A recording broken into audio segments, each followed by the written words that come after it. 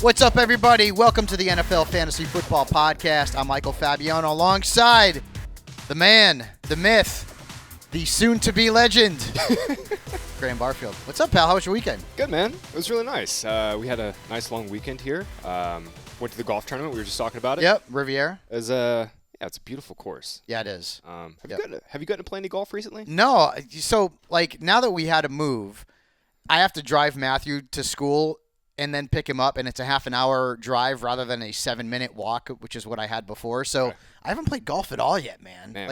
I'm studying film on these rookies. So even though it's not as busy, there's still stuff to do. It's like you go from, just completely covering fantasy football 24/7 to covering fantasy football for a portion of your time, but then you got dad duties as well. So Right. it's I got to get out there, man. I'm actually afraid to swing a golf club. I haven't played since August. It's going to be fugly, man. Yeah, it's going to be bad. I played a little bit a couple weeks ago and literally couldn't swing. Oh my gosh. I hadn't played in 6-7 months too. Yeah. Behind the glass, as always, our pal Eddie. Do you tee it up at all or no? I did. I used to playing in high school, actually. I did too. I was a real avid player, and then And then, once I started working, and I went to college in Boston, there are some courses up in the Northeast, in New England area, but most of the time it's cold, and you just don't want to golf in upper 30, lower 40-degree weather. So I kind of just only did it when I was home and hit the driving range here and there. But I know everyone around LA was trying to get to Riviera on Sunday, and it was a really nice day. I actually just drove down Wilshire to Santa Monica, and I saw there was a blimp circling the course, and I was trying to think for it took me 5 minutes, and I'm oh, that's exactly what it is. Yeah. I typically go. Jim Nance is a good friend of mine, and I don't get to see Jim that much, so I'll go and see him on 18. But I just didn't get a chance to go, man. It's kid, girlfriend, baseball practices, that kind of stuff. Life comes at you, brother. So sometimes you can't do what you want to do out there. But we've got a lot of news to get to, Graham. So let's get to that.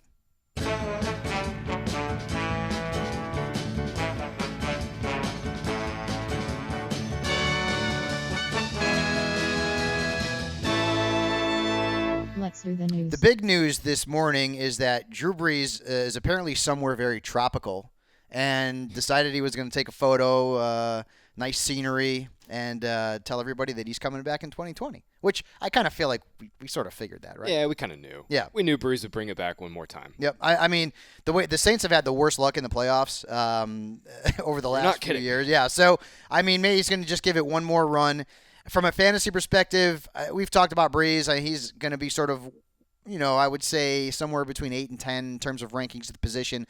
Averaged over 20 fantasy points per game this past season, although he did miss some time due to that thumb injury. But he was gangbusters in the fantasy playoffs.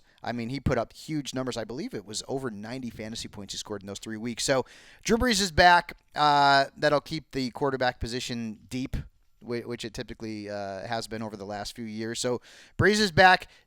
He is a free agent. We assume he's going back to the New Orleans Saints.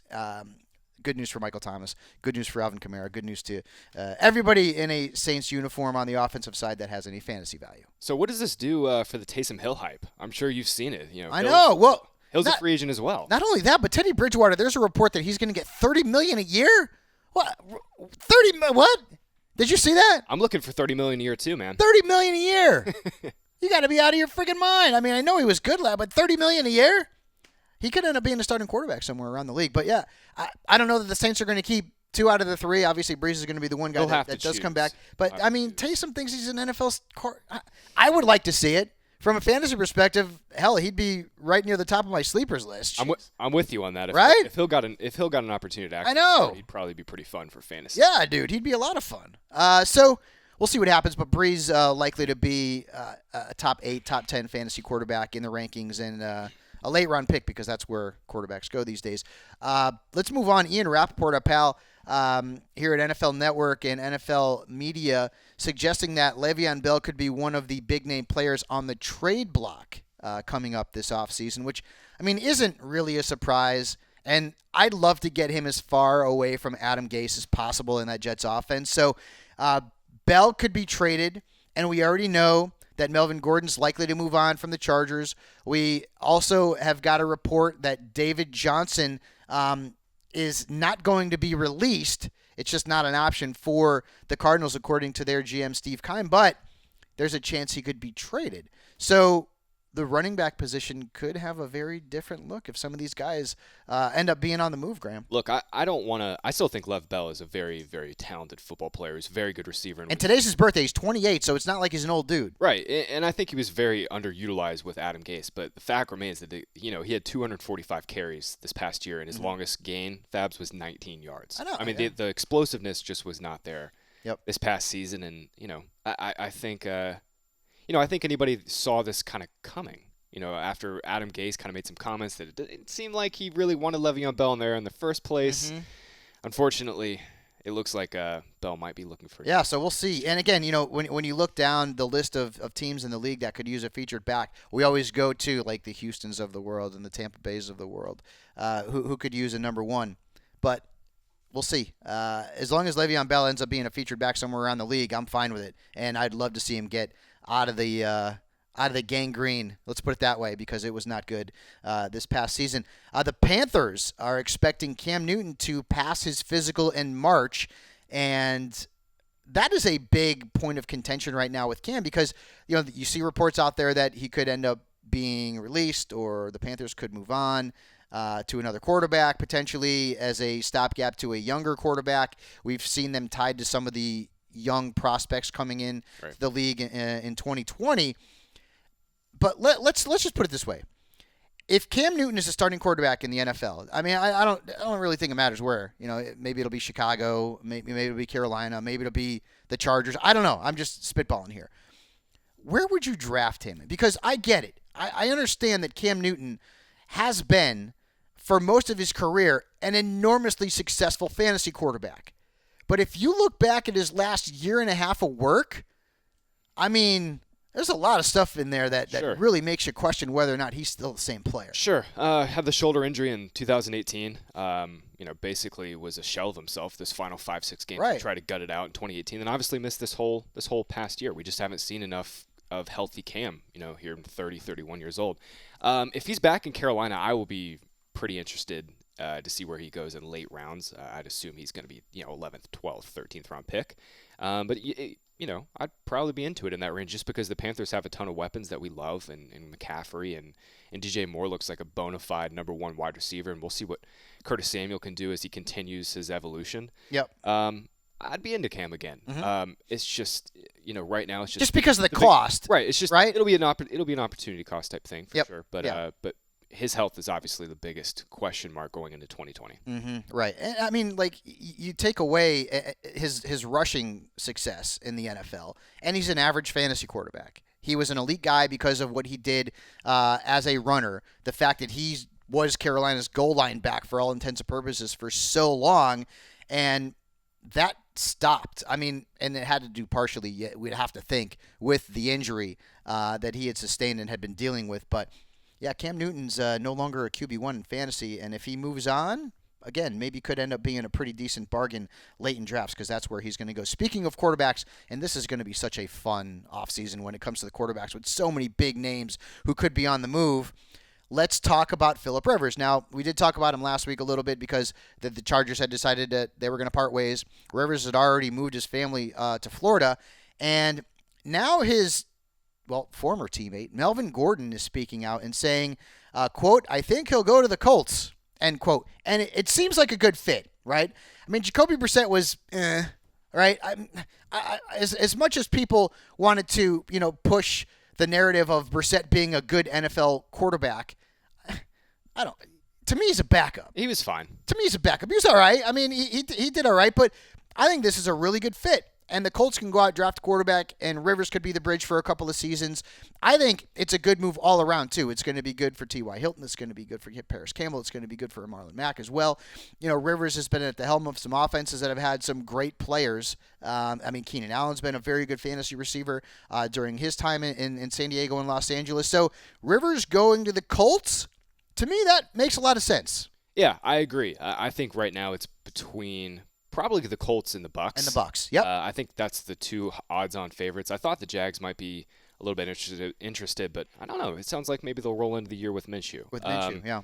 Yeah, I'm with you, though. If Rivers goes to the Colts, it's kind of like... I like that. Yeah, I'm not saying Rivers is going to be a QB1, right, but he'll be drafted, and it's going to help the players around him as well. I agree. And, perfect fit for them, too. I mean, he's got a great offensive line. He'd have a great offensive line for really the first time in his career. That's huge and a great point, Graham, because you get him behind that offensive line, maybe the turnovers start to go down a little bit. He's got more time in the pocket. We all know he's not very mobile, and the Colts do have some weapons there in that passing game. So the biggest thing with Rivers in his career is he's just not been well protected. Yeah. I mean, the Chargers' offensive line, especially the last couple years, has been one of the 10 worst in the NFL. Mm-hmm. Colts are easily one of the 5 or 6 best. So no doubt. I'd be really excited. Not for fantasy. I wouldn't want to draft Rivers very much for fantasy. I'd rather take a late round shot on Cam actually. But for just for what it could be, in terms of efficiency with that offense, I'd like Rivers in it. Well, I mean, look at the division right now. That division's very winnable. It is for anybody. The Texans get up there, and then they disappoint us. The Texans are, they're sort of like a paper AFC South champion. Yes. They're not going to go too far. And you bring Rivers in, the Colts could end up being a contender, a real contender in that division. Continuing on with the quarterback theme, the report is that the Las Vegas Raiders are prepared to give Tom Brady a $60 million contract over 2 years. $60 million. Now, I still can't see in my heart of hearts Tom Brady leaving New England. I can't. That doesn't mean it's not going to happen, but I can't see it. It would be so weird for Brady to be wearing not only a Raiders uniform, but a Las Vegas Raiders. It would be just so odd. It'd be great for the franchise because, boy, that stadium will be filled every single Sunday that the Raiders are at home. But do we still believe Brady's basically an 80-20 lock to go back to New England? I think so.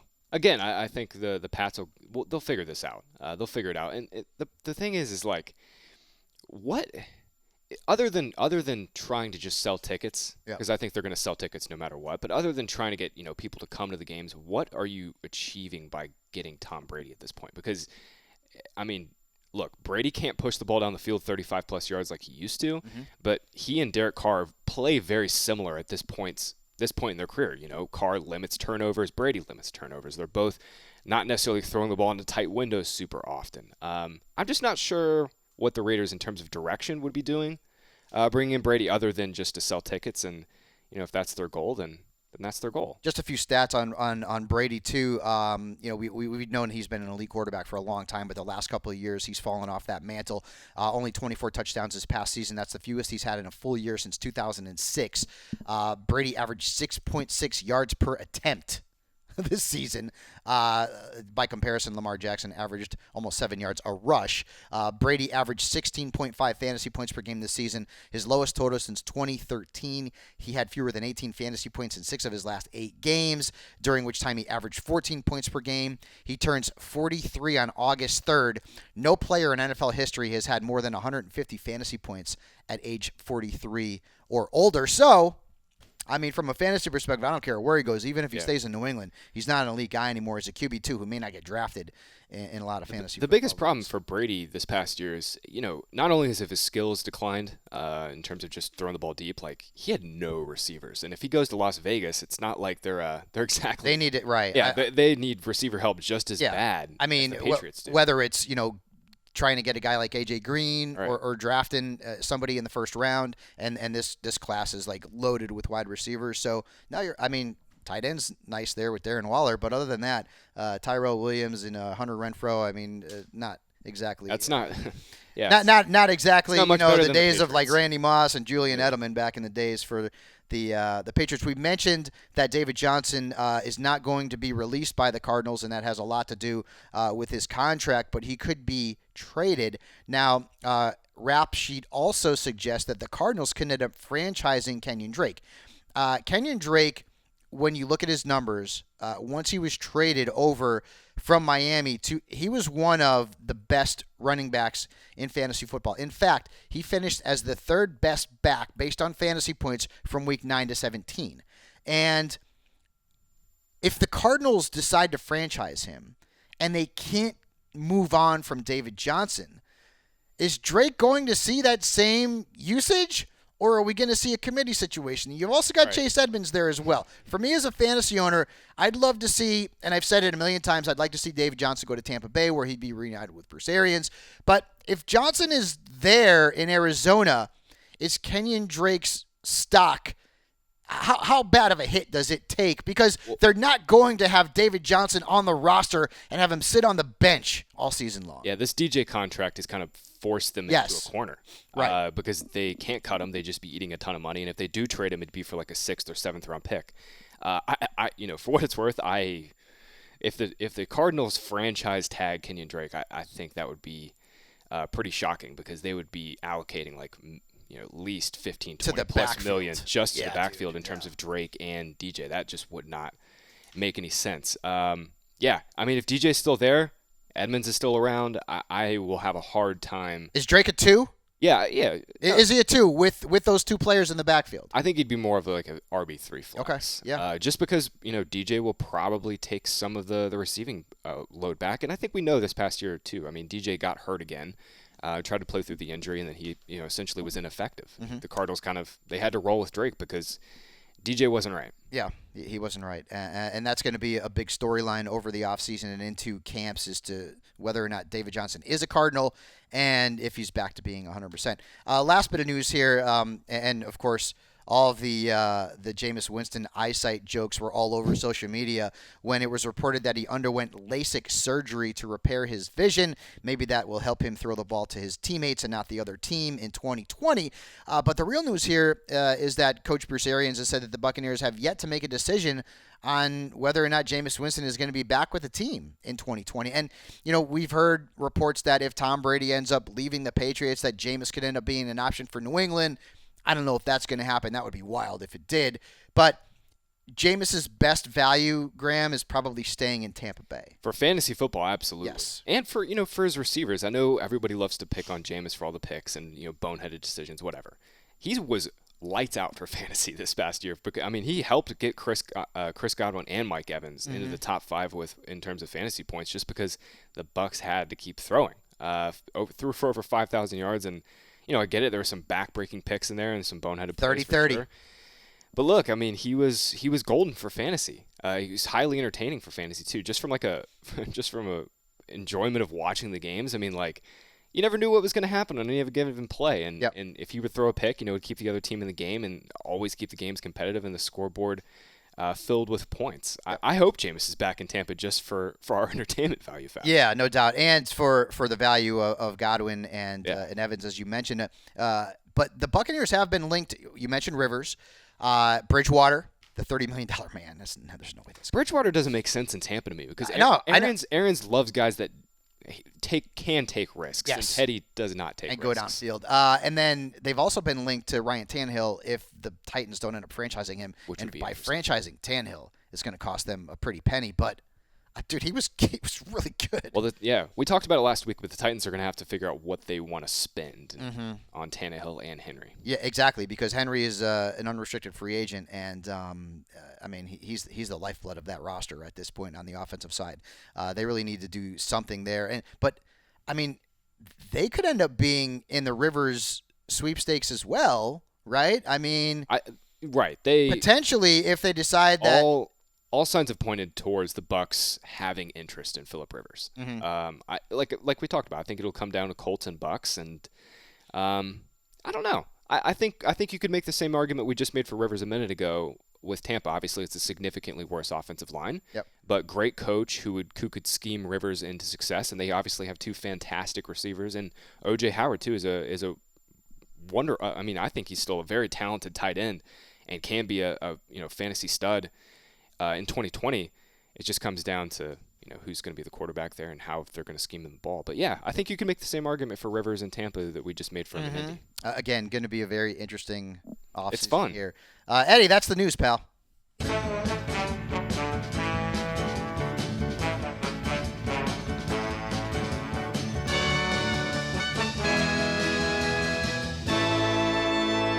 That was the news. So last week, Graham and I went through a bunch of the free agents, a lot of the free agents at the 4 major positions in fantasy football.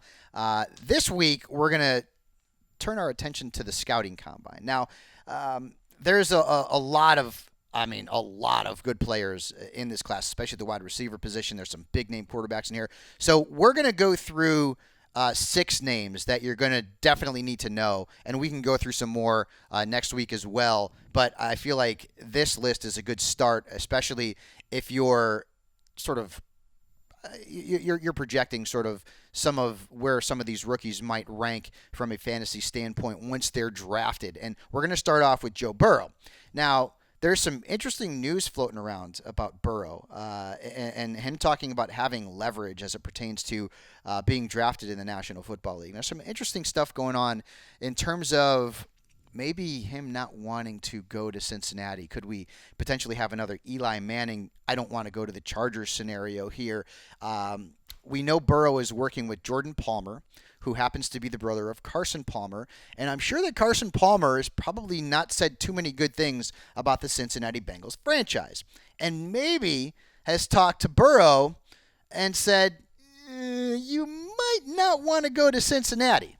That would be an interesting scenario there. Because imagine if Burrow had said, I'm not playing for you. Okay? Like, he goes, he does the whole John Elway thing. I'm not playing for you, Baltimore Colts. Eli Manning, I'm not playing for you, San Diego Chargers. What the hell would it take to trade up to number 1? What would the Bengals get in a trade for the team that gets Joe? Like, I don't know if it's going to happen. I mean, but that's what we're hearing here in February. I mean, the owner would probably have to give up, firstborn children. Something like that. I mean, like, it'd have to be something absurd. Something ridiculous, right? I mean, I think pretty much every team is going to be looking, like the Dolphins for sure, going to be looking to oh my God, yeah, to leapfrog and maybe get to the Giants spot. And if the Bengals and maybe Joe Burrow doesn't want to go to the Bengals, whatever that case may be, if the Bengals are in the market for moving the first pick because of whatever reason, I mean, they would get a king's ransom because Joe Burrow is right. He's that dude. It would be unbelievable. I mean, hell, it would be extremely entertaining for us fans and analysts out there, too, because Burrow is the type of quarterback who could come in and change a franchise, but I do find it interesting. It's the Bengals. Yeah, I find it interesting that he said he has leverage and then didn't really say much else about it. I mean, Burrow grew up like what? How far is Athens outside of Cincinnati? It's like a couple hours. Yeah. Technically, he'd be going close to home again if he got drafted by the Cincinnati Bengals. So I don't know. Maybe the hometown. He doesn't have much. I'm from Connecticut, not for nothing. I don't want to go back there. Exactly. Maybe, so I mean, like maybe he doesn't have much. Right. Very many. Exactly. So let's go over some of the details with Burrow. And I've been watching some film on the guys that we're talking about here over the weekend. Played 15 games last year. Burrow 56-71 through the air. 60 touchdowns, an NCAA record, only 6 interceptions. Completion percentage at 76.3, which is bananas. That was almost an NCAA best. He also rushed for over 360 yards and at least 5 touchdowns in his last 2 seasons at LSU, which of course is big because we are seeing more and more quarterbacks come into our league who are mobile, and we love that from a fantasy perspective. I'm not saying he's a running quarterback by any stretch of the imagination. I mean, he's not Kyler Murray, but he's good at avoiding defenders, and he could pick up some yards on the ground. He's ridiculously accurate. He's got a great touch. He's got really good arm strength. He can make every throw. He's one of the most exciting quarterback prospects to come out of college in a while. You know who he reminds me of a little bit is Tony Romo. I like that. Yeah. I like that comparison. No, he in terms of his escapability and his just movement within the pocket, it's not like he plays Burrow never plays frenetically. Like, his feet are always kind of in constant motion. He always looks like he's in control of his body, and Romo was really, really good at that too in the pocket. I will be shocked, Fabs. I know it was just kind of a one-year thing.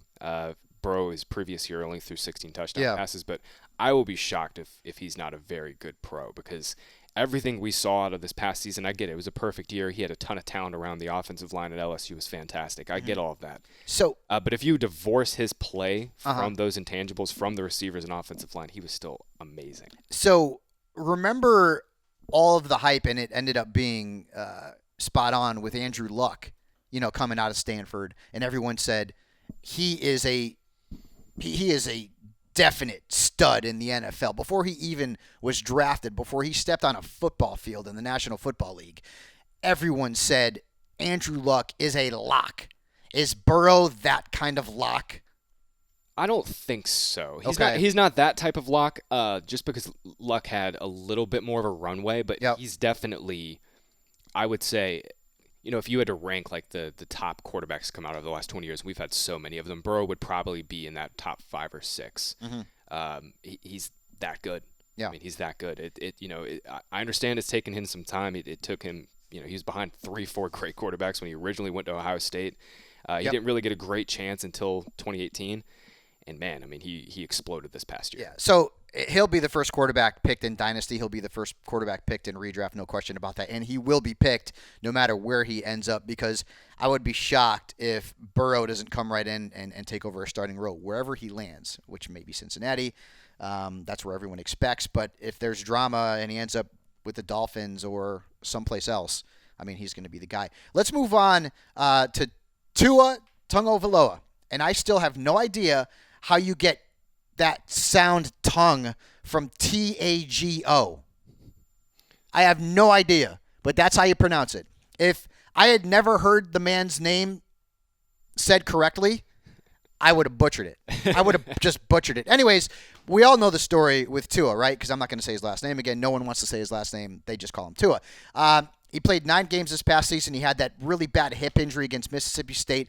When he did play, over 2,800 passing yards, 33 touchdowns, 3 interceptions. Didn't have much success as a runner, and I don't know that he is a running quarterback, again, like a Kyler Murray, but he could probably do some things with his feet if he needed to. 43 touchdown passes, 6 interceptions in 2018, completed around 70% of his passes combined over the last 2 seasons. He's 6'1", he's 218, he's left-handed, right? So, I mean, I wonder if that's going to – it probably isn't, but I wonder if that's – I guess I don't even have to wonder. It is going to be sort of a challenge, right? Because for any offensive coordinator who's bringing in a left-handed quarterback, everything kind of turns around a little bit, right? But he's potentially a top 10 player, potentially a top 5 player. He has had some durability issues. The hip injury, which was awful against Mississippi State, notwithstanding, he's also dealt with knee and ankle injuries. So, Graham, where do you project him to be going in the draft? I think you had already mentioned he's probably a top 5 pick. And is he a guy, assuming that he is 100%, can come right in and make a fantasy impact? Sure.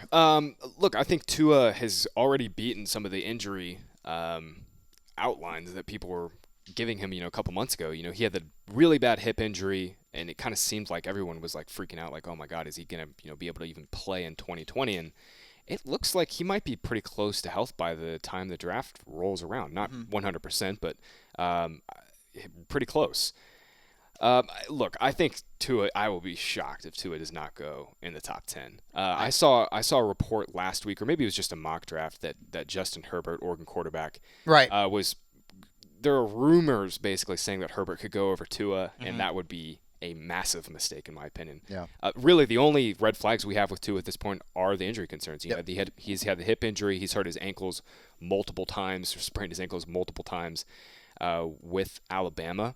But everything he's put on the field, everything he's put on tape has suggested he is just a bona fide stud. I mean, just watching those Bama games, like the way the ball comes out of his hand, it's just money. Yep. He's got a great release. I mean, he's got it all. Yeah, he's going to be fantastic. And again, I think I saw the same. I think it was maybe the same report mentioned that the Dolphins would be interested in Herbert over Tua, which doesn't make any sense to me either. But be that as it may, Tua is still going to go in the top 5, and hopefully by 2021 he'll be a full-time starter. Yeah, because I don't think he's going to get. I don't think he's going to be a starter. If he goes to Miami, I mean, that Ryan Fitzpatrick has that contract stipulation where he needs to start at least half the season. I mean, like every single year, no matter where he goes. It's a rite of passage in the NFL at this point, Fabs, that Ryan Fitzpatrick has to start at least 6 games. And not for nothing, but Ryan Fitzpatrick has been damn good the last couple of seasons, and no one really talks about that. So let's move on to the running back position. Again, we're just going to be talking about the big-name guys here, some players that you need to be familiar with.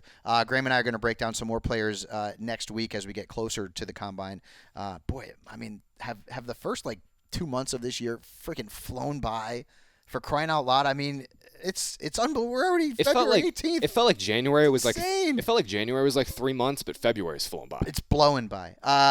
DeAndre Swift, I like this kid a lot. He reminds me a lot of LaShawn McCoy when you look at him on film this past year. 196 carries, over 1,200 rushing yards, 7 touchdowns. Also caught 24 balls out of the backfield. He's a really good pass catcher, who can make some plays if you get him open in space. I like that about Swift. He's got that good mix of size, speed, and power. He's not a power back per se, but I think he can run between the tackles, and his game is probably better suited to like a zone scheme. He's a guy that, to me, maybe it's not going to be immediately, but he could end up being a 3-down back. I've seen him in pass protection. He's a pretty good pass protector. He's not afraid to get his hands dirty. Let's put it that way. As a blocker, he's physical. He's strong. I've seen him projected to go in the first round. There's some teams out there that could certainly use him. Tampa Bay, Miami, for example. If he ends up on the right team. And we have seen rookie running backs really come in and make immediate impacts. We saw it with Josh Jacobs this past season. DeAndre Swift could end up being a top 50 pick in fantasy redrafts. Yeah, it just depends on the landing spot. Yep. But I'm with you. As a receiver, that's what interests me most about DeAndre Swift. And really, what it comes down to for fantasy projections is like, can these guys catch passes adequately? Right. Because we've seen it in the past, like Jordan Howard coming out. He's like, okay, he's a good running back, but we don't know how good of a receiver he's going to be. And that's ultimately hurt him. For fantasy. And DeAndre Swift, I found this kind of interesting. Now, granted, Alvin Kamara did it in one less season. They both saw a very similar amount of targets, but DeAndre Swift caught 75 balls for 666 yards and 5 scores on 92 targets at Georgia, while Alvin Kamara caught 76 balls for 694 yards and 7 scores on 94 targets at Tennessee. I see a little bit of Kamara and Swift as a receiver. Not saying they're the same player, not saying they're the same running back, but I see similar sorts of receiving skills coming out. Being able to split out as a receiver, being able to be moved out in motion, being able to already pass protect on passing downs is a big thing for Swift too. Yep. The combine will be really big for him, and it'll really be big for I think there's like a clear top 6 or 7 in this class of running backs. Mm-hmm. It'll be big for all of those guys to kind of separate themselves, but Swift, because he's never handled more than 185 carries in a season, combine will be really big for him to kind of determine exactly what type of athlete he is and where he ranks in this class. Mm-hmm. And boy, I tell you, there is you can say, and I've said this before, the combine is fun to watch. It's really hard to determine fantasy value from the combine alone. It really is. I mean, you can see, like DK Metcalf, right? I mean, some of the drills in the combine last season, he was tremendous. Others, people said he was worse than Tom Brady. And then he came on to the draft and fell and ended up being one of the better rookie wide receivers.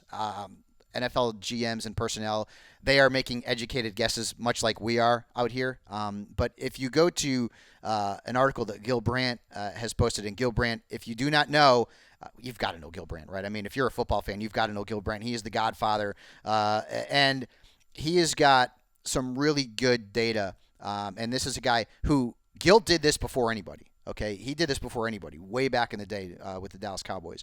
But he's got a chart of the minimum target NFL Combine test results per player, per position, excuse me. Go out and check that out. I'm assuming it would be NFL.com/Gil Brandt.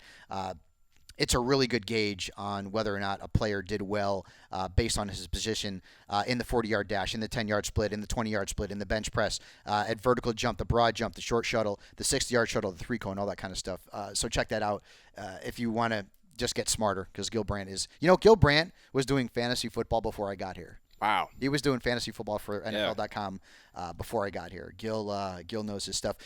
Moving on, we'll stick with the running back theme. And so – There's like 2 or 3 guys, like even I think Swift is the top running back, but there's other analysts out there who know a hell of a lot more about these rookies than I do that have other guys ranked ahead of him. And I've seen J.K. Dobbins ranked ahead of Swift on certain top 5 positional rankings going into the combine. But Dobbins is a player who this past season rushed for 2,003 yards, and every time I see that, I think of O.J. Simpson, right? He averaged nearly 7 yards a carry. He had 21 touchdowns, also caught 23 balls out of the backfield.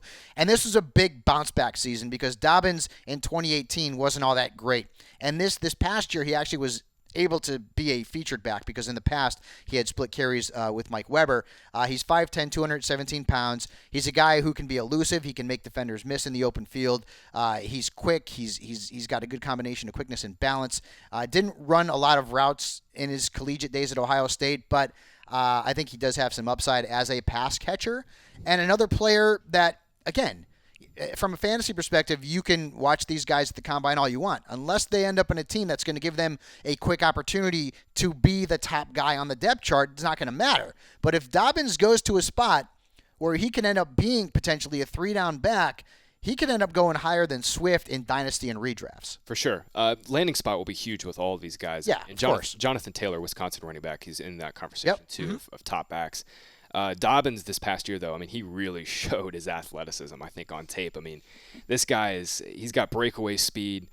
He's got extremely great burst and power in his lower half. Even though Ohio State didn't necessarily ask him to be a receiver, he still caught 20 balls in every single season at Ohio State, freshman, sophomore, and junior year. Ran for over 1,000 yards in every single season as well. You mentioned it. His sophomore year was down for sure, but, man, he answered like every question. This past year, just put a good game after good game on tape, and was a huge part of Ohio State's run late in the year. He ran for over 150 yards in every single game. J.K. Dobbins, Fab, is really good, good, and I think we're going to be talking about him for fantasy very often. Yep. Yeah, no question about that. And again, you had mentioned it. There's several more running backs who are among the top prospects going into this season. If you go to Bucky Brooks, he's got Clyde Edwards-Helaire up there as well. Cam Akers, Jonathan Taylor, as you mentioned. Akers. So I will say this does seem like a top-heavy class. Last year was relatively was a bad running back class. I mean, I know I liked Miles Sanders quite a bit, but David Montgomery got a little too much hype. Devin Singletary was a great late-round pick, but other than that, there really weren't that many great rookie running backs this past year. This class is going to be another really good one. I think it's pretty top-heavy. There's 5 or 6 guys that are going to be studs. Probably a few decent sleepers for sure. This is a really fun class. Yeah, and again, it all depends on where these guys end up, man. And I always use the example of Steven Jackson. When he came out of college, Oregon State, everyone had him as the top running back in fantasy football, the top running back prospect, and he went to St. Louis.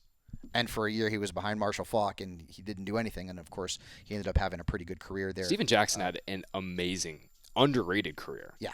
He was awesome. He dealt with some injury issues. One season, I believe, he held out at camp, and then he didn't have a great season. But he had that one monster freaking year. I don't know if it was the year after Marshall left or not, but I think it was 2 years after. He had a huge year. Yeah, he had like 7 or 8 years where he ran for 1,000 yards, and he was a really good receiver for a big dude. I interviewed him. And that dude had muscles on top of muscles, kind of like Eddie does. He was just a monster. All right, let's move on. The top 2 wide receivers, and if you look at Daniel Jeremiah, you look at Bucky Brooks, they're both in on Jerry Jeudy and CeeDee Lamb. And we're going to talk about Jeudy here first. Out of Alabama this past year, 13 games, 17 catches, over 1,100 yards, 10 touchdowns, averaged over 15 yards per catch. Scored 24 total touchdowns in his final 28 games with the Crimson Tide. That's pretty good. If you look at him, I don't know that he's going to be like Julio Jones. I think he could maybe be a little bit closer to like a Calvin Ridley type, maybe a little bit better. Really good route runner. He's super quick. Every time he gets the ball, he can take it to the house. He played a lot out of the slot at Alabama as well. He's effective after the catch, which we're all looking for in a fantasy.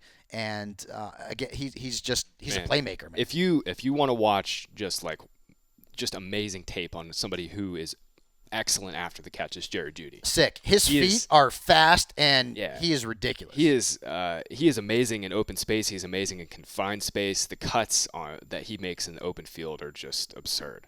Jerry Jeudy is well deserving of being, not only, I wouldn't say he's the consensus top guy, but consensus top 3 in this class for sure. Yeah, because this class has got, you got Henry Ruggs as well. There's so many good wide receivers in this class. Jeudy and Ruggs, God, those guys, just those Bama skill guys. They're so ridiculous every single year. Yeah, no question about that. He is a first-round lock. We've seen him tied to the Raiders. The Raiders have been tied to CeeDee Lamb, too, because the Raiders need a wide receiver badly if they don't get one in free agency. So Judy's going to be someone to keep tabs on, no question about that. Just a fun player to watch. And the thing that when I watched him on tape, the thing that got to me is how quick he gets in and out of his freaking cuts, man. Yeah. Like, he is sick, dude. He's fast. The start-stop ability for Judy is what's incredible. It's unbelievable. Unbelievable. All right, moving on.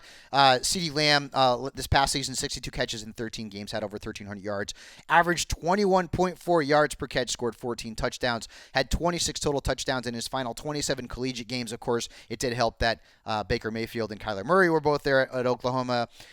He's that big play, deep threat kind of guy. He can take the top off of defense. He's got ridiculously good straight line speed. And if you want to know anything about CeeDee Lamb and what he can do, go and Google Lamb catch versus UCLA. Do you remember that? I mean, that catch was as good as any catch that Odell Beckham Jr. has ever made in his life. It was, I mean, you remember the N'Keal Harry catch that he made? I think it was against USC, which was bananas good. Yeah. This one's better. Yeah. This one's better. And Lamb is a guy who's going to end up being a first-round pick as well. Yeah, CeeDee Lamb is awesome. Man, he is so good. First three, in his 3 years in college, he went over 800 yards, scored 7 touchdowns in every single season. Yep. The game against LSU, he put on, I thought he got open at will against 2 corners that LSU Tigers are going to definitely put in the NFL. In that previous game against Baylor, he went for like 8 and 170 yards or something like that. I mean, he's ridiculous. And, Fabs, I think this quick preview is kind of a prelude to this receiver class is just as good as like the 2014 one where we had like all of those elite guys come out, Evans, Beckham and Evans and Sammy Watkins too. I mean, I know Watkins has been a little bit disappointing in his NFL career, but coming out, I mean, he was a very, very highly touted prospect. I think this class is very similar to that class. Yeah, it could very well be. And I mean, we have seen more and more rookie wide receivers. It was always kind of tough for these rookies to come out at the wide receiver position and make that really big impact. It's not the same anymore.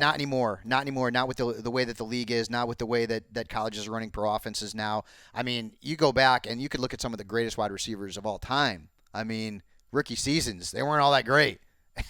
Now you're seeing more and more guys. I mean, A.J. Brown this past season, Hollywood. I mean, he was inconsistent, but he showed some flashes. And we've got a lot of good wide receivers coming into this 2020 class. Certainly some guys to keep tabs on in the upcoming scouting combine. And Graham and I will break down some more players next week. I figured just these 6 guys are the biggest names. For sure. At their respective positions, arguably. But I basically go off of what Bucky Brooks and Dana Jeremiah are putting out there because those are our 2 guys, and they're very smart, much smarter than me when it comes to scouting these prospects, and they've got these guys ranked up near the top. DJ's already got a couple mocks out, too. He does. Yeah. We were trying to get him on the podcast. I mean, he's busy. This dude has, I mean, it's ridiculous. Between watching tape. He's just a little busy. Doing interviews, writing columns, doing mock drafts, trying to be a dad. Apparently, if you look on his Twitter, he lost one of his earbuds from his iTunes or his Apple or whatever the hell it is, and he was complaining about that as well. But you want to talk about a guy who had some big shoes to fill last year and kicked the hell out of it, knocked it out of the park. Oh, he's a stud. Mike Mayock, right? I mean, like DJ's a stud, man, and did and not for nothing, freaking a great guy too. So that's gonna wrap up today's edition of the NFL Fantasy Football Podcast. Again, Graham and I will be back next week. We're doing these once a week. And then I believe we have one more show, and then Marcus will be back beginning of March. And, I mean, boy, this free agent, I can't wait. This is going to be so much fun, dude. We're going to see trades. We're going to see big-name guys wearing different uniforms. It's going to be a lot of fun. Between free agency and then a very good skill position class with running backs and receivers, the next 2 to 3 months are going to be really fun. It's going to be a lot of fun. And if you're a fantasy fan, and we know you are, you got to study up on these guys because there's going to be a lot of big names changing home addresses. And a lot of really good young studs coming out who are going to be fantasy superstars for years to come that we're going to be studying up on. So, everybody out there, have a great week. Come back next week and join us. We will see you then.